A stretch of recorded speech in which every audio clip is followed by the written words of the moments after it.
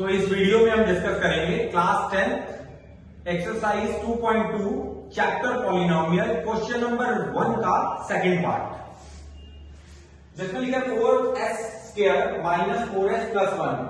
जैसे क्वेश्चन में पहले लिखा हुआ है कि मुझे इसके अंदर इसके जीरो निकालने हैं और मुझे इसका रिलेशनशिप बतानी है, वेरीफाई करना है विद द रिलेशनशिप।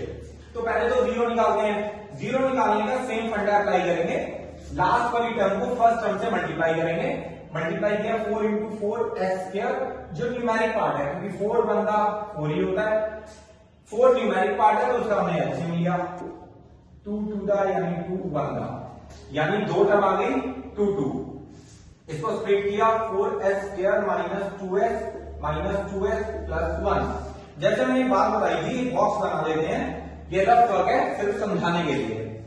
कि दोनों टर्म को सॉल्व करके देखा, क्या मेरा आंसर ये आ रहा है?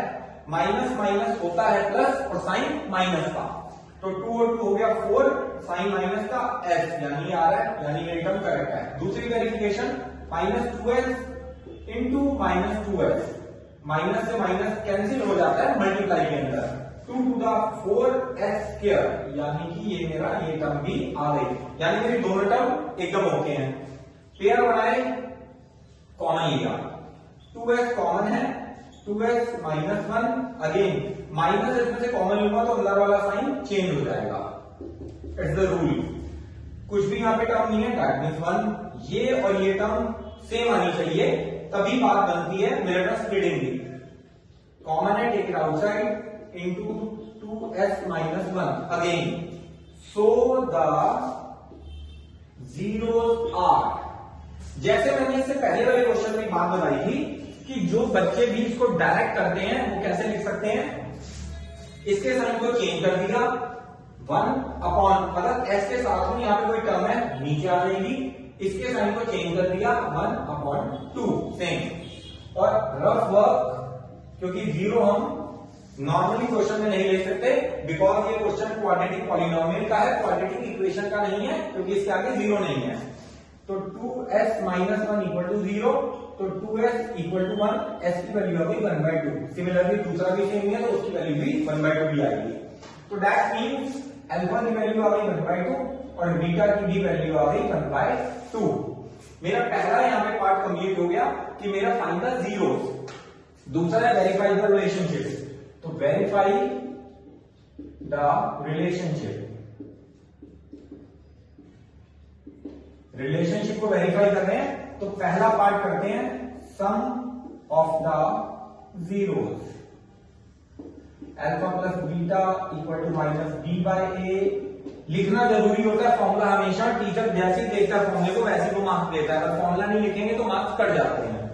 Minus coefficient of x upon coefficient of x²।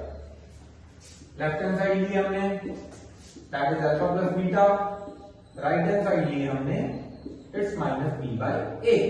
Alpha की वैल्यू 1/2 प्लस अगेन अल्फा की वैल्यू 1/2, 1/2 प्लस 1/2, 2, 1 प्लस 1 एलसीएम ले लिया 2/2, so the answer is 1।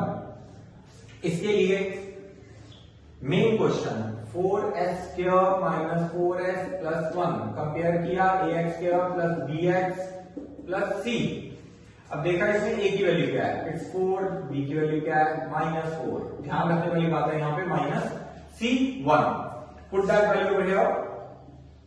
b की वैल्यू है -4, a की वैल्यू है 4, कैंसिल हो गया, it's 4/4, it's also 1, so left hand side equal to right hand side and verified. ये हमारी पहली वेरिफिकेशन पूरी हो जाती है सम ऑफ द जीरोस की। दूसरी वेरिफिकेशन है product of the zeros, that is alpha into beta is equal to c by a। c क्या है? कांस्टेंट नंबर है, लिखना जरूरी है फॉर्मूला, कोफिशिएंट ऑफ x²।